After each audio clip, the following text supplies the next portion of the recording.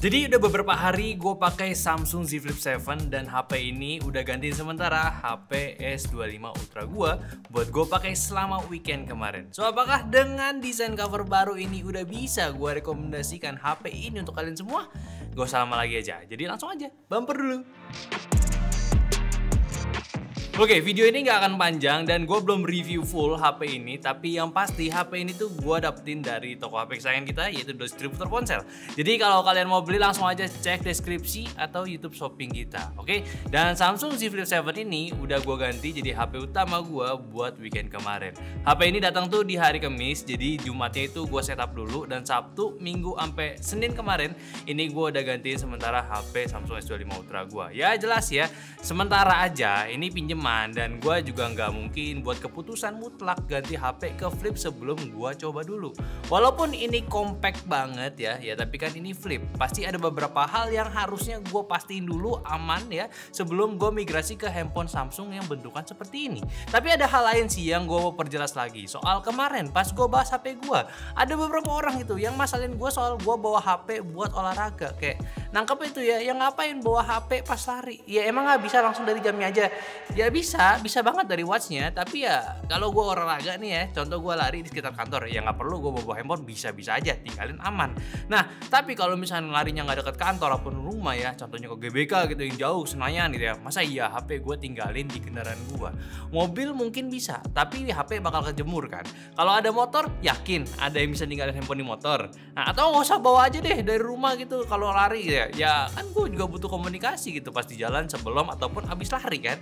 Kayak siapa sih di sini yang bener-bener bisa nggak pakai HP? Nggak banyak kan?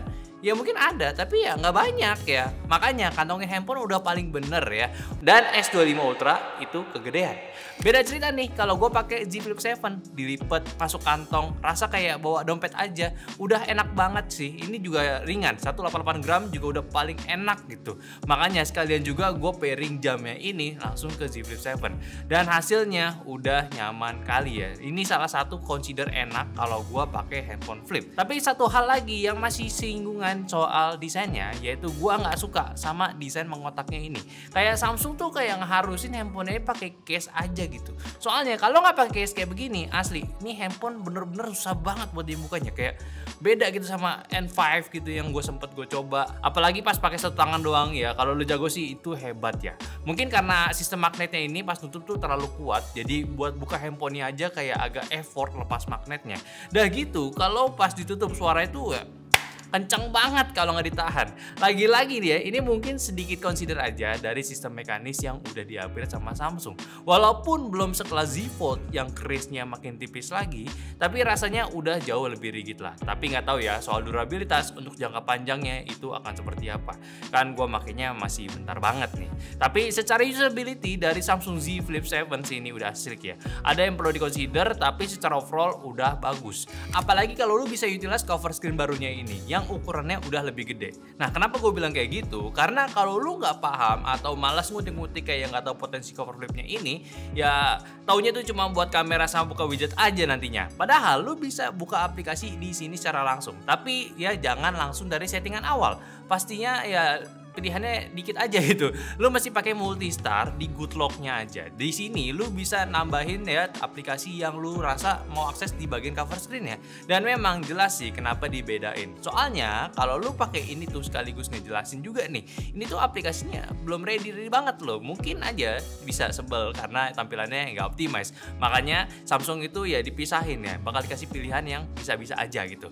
Ya gimana ya, lu mau pakai dan tampilannya ketutup sama kameranya kan jadi kayak agak lucu memang. Tapi buat foto-foto cepat ini udah fun to use memang.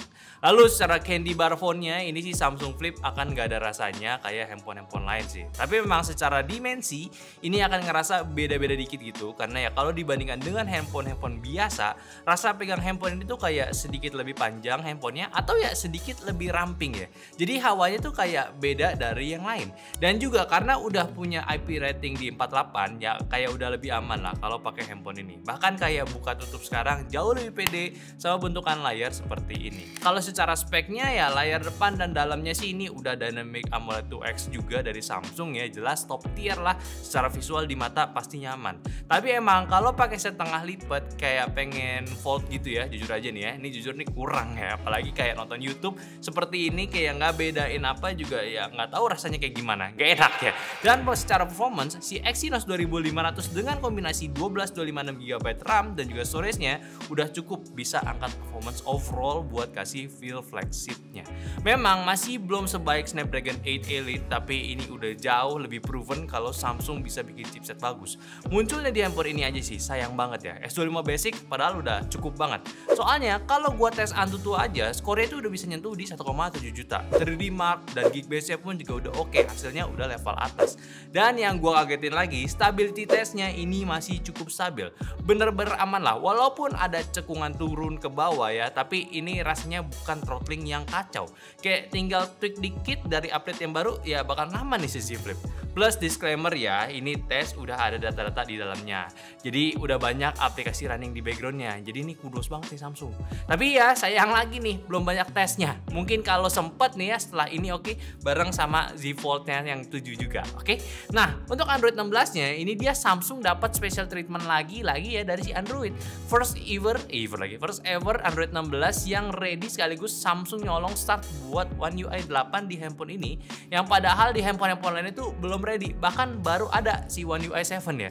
Namun info yang gue dapat sih kabarnya One UI nanti itu bakal kepisah lagi nih, kayak versi polosan bakal datang pas bareng Fold sama Flip seriesnya, dan yang kayak di barnya kayak S26 series gitu kebagian nanti pas di 8.5. jadi ya versi improveannya lagi lah. Tapi ya One UI kali ini sebenarnya itu ya nggak kelihatan banyak yang baru, tapi ya ada yang baru. Quick Share nih punya tampilan baru, jadi lebih mudah antara lu mau kirim atau terima files. Terus style remindernya pun juga baru ya. Sama ini nih fingerprint scannernya, sekarang lu nggak perlu tap-tap lagi pas lagi regis, tinggal geser-geser jempol aja, kayak unik dan cepet banget jadinya. Tapi tetap fitur AI yang jadi hidangan utama kalau udah update OS di Samsung ya. Ya mungkin kalian udah bisa cek juga kan.